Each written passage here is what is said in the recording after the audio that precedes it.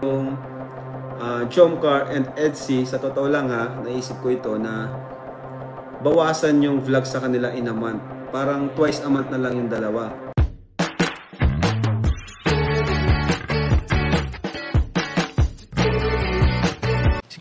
Si Kuya Jens, ano yan, reactor natin yan. Official reactor. Hello mga kalingap! Welcome back sa aking YouTube channel, Kuya Jens. So kung bago ka lang sa aking YouTube channel, huwag niyo pong kalimutan mag-subscribe at click the bell button para like ang updated sa ating mga bago-upload na video. At huwag po natin kalimutang suportahan ng Butim Kalingap sa pangunguna ni Kuya Val Santos Matubang, Ate Edna Vlog at syempre Kalingap Rob.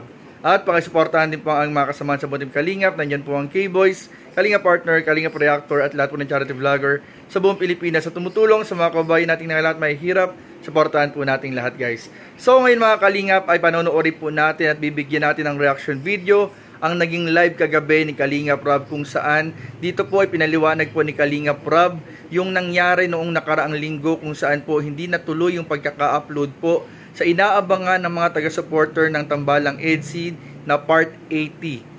Doon po mga Kalingap ay marami pong nalungkot nga, pero marami rin po mga Kalingap naman ang patuloy na nag-aabang pa rin at inuunawa po yung sitwasyon. At dito nga po ay nagpaliwanag na si Kalingap Rob sa kanyang live kagabi na ating panonoorin maya-maya lang po. At dito rin po ay nabanggit ni Kalingap Rob yung mga issue na lumalabas kaugnay din po sa Tambalang Jomcar, kung saan marami po mga Kalingap ang nagpapakalat ng mga pambabash at hindi magandang comment patungkol daw po sa laos na daw po ang Jomcar, mahina na daw po ang views, or marami pang mga hindi magandang bagay na sinasabi. At dito po ay nilinaw ni Kalingap Rob ang lahat na ating panonoorin mamaya rin po. At abangan din po natin pala mga Kalingap yung magiging tambalan ng Carzy sa next week po mga Kalingap na live selling sa Velvet Box. So huwag natin patagalin pa, panoorin na po natin, bigyan natin ng reaction video in 5, 4, 3, 2. Alright, Friday incident upload.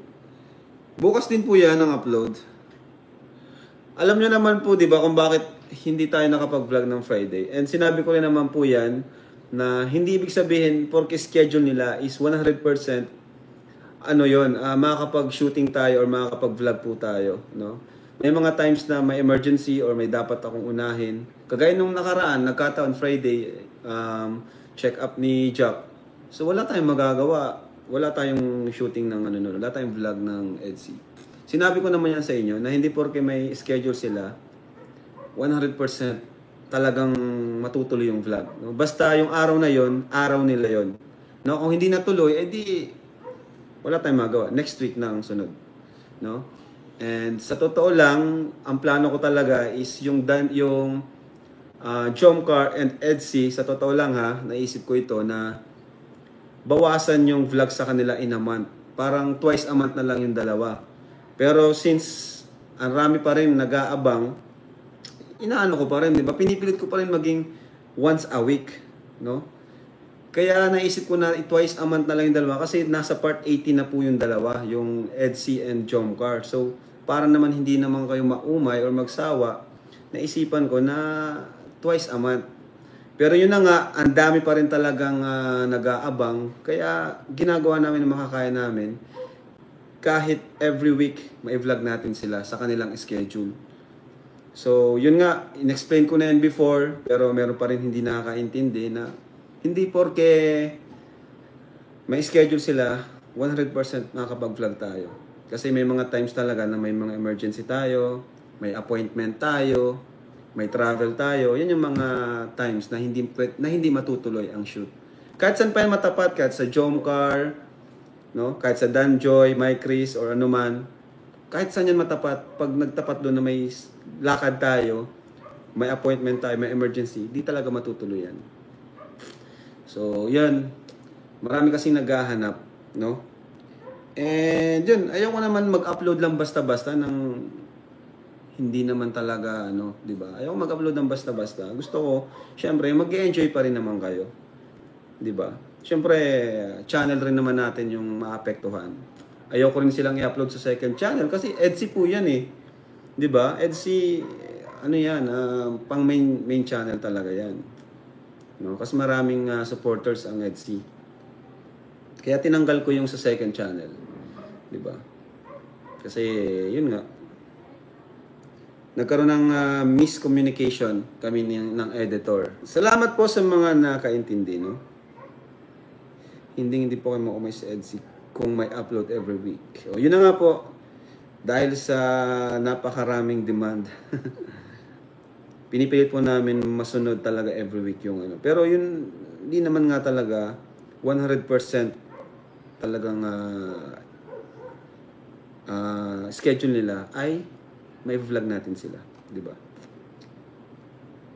Basta yun yung araw nila. Pag dumating na yung araw na yun, mag-expect na kayo. Pero wag 100% na mag-expect.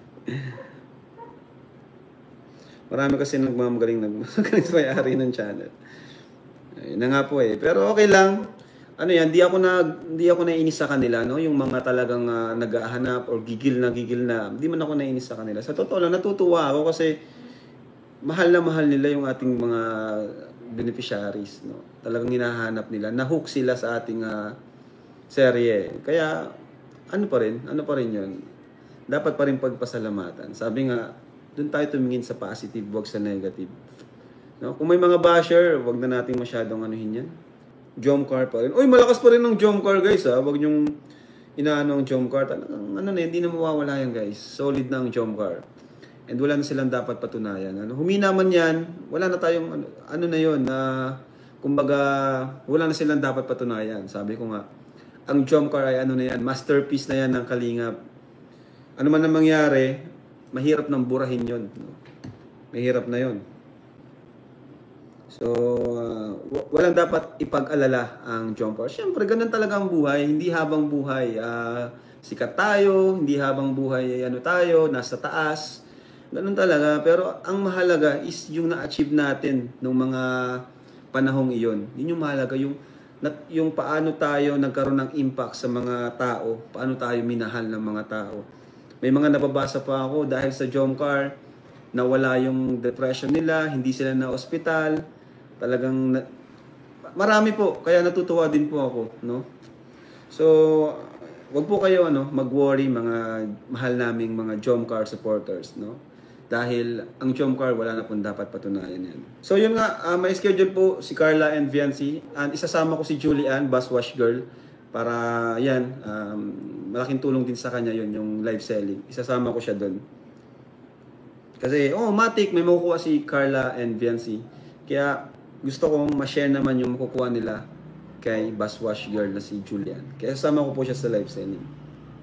So ayun naman pala mga Kalingap, napaliwanag na po ni Kalingap Rob kung bakit hindi nakapag-upload ng part 80 ng Tambalang EDSI nung nakaraang Friday po mga Kalingap, sa kadahilanan po na nagkaroon po ng check-up, ng regular check-up po mga Kalingap si Jack.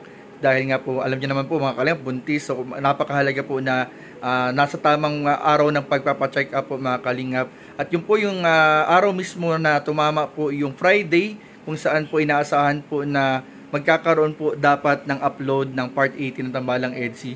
So balit, ayun nga po, dahil nga po hindi natuloy, ay naghintay na naman po tayo ng another Friday. At ngayong Friday nga po mga Kalingap, ay tinitiyak na po ni Kalingap Rob ang upload ng Tambalang EDSI. So kanina nakapag-upload na po ng vlog kay Queen. So mamaya po sigurado i-upload na rin po yung part 80 ng Tambalang EDSI. So abangan po natin yan mga Kalingap. At ayun nga po mga Kalingap, nabanggit ni Kalingap Rob na yung sa Jomcar issues po na pinapakalit ng mga bashers, wala pong katotohanan, laos na ang Jomcar, hindi po mahina ang views. At kahit man po humina man ang views po ng Jomcar o ng iba pong mga big love team po natin katulad ng EDSI at ng Danjoy, legacy na po mga Kalingap, legendary history na po mga Kalingap. Sabi ni Kalingap Rob, masterpiece na po yung big 3 na love team na yan. Kahit na ano pang mangyari, hindi na po mababago yung mga naranasan at yung peak ng kanilang views, ng kanilang kasikatan ay di na po mahahabol o matutumbasan po ni naman mga Kalingap. Kaya patuloy lang po nating suportahan at yun nga po, naisip-isip po ni Kalingap Rob na bakit hindi na lang gawing 2 beses makapag-upload sa isang buwan, dahil nga po stable naman na po ang love team ng EDSI at ng Jomcar. Pero dahil po sa patuloy po ninyong pagtangkilik, pagsuporta at pag-aabang ay susubukan pa rin po niya yung best na makapag-upload once a week ng Tambalang Jomcar at ng EDSI. Kaya po patuloy po sana natin suportahan, abangan at i-marathon po yung mga upload ni Kalingap Rob at lahat po ng Love Team episode at mga beneficiary. So, ayun po mga kalingap, patuloy po nating abangan din. Abangan po natin yung magiging Carzi, Carla and Biancy live sailing sa Velvet Box next week. Kasama po dyan ang ating bus girl na si Julie Ann. Supportahan po natin lahat mga kalingap. So, yun lamang po at maraming po salamat sa inyong panonood. Please don't forget to like, comment, share, and subscribe sa ating mga video. Maraming po salamat. God bless. Bye-bye.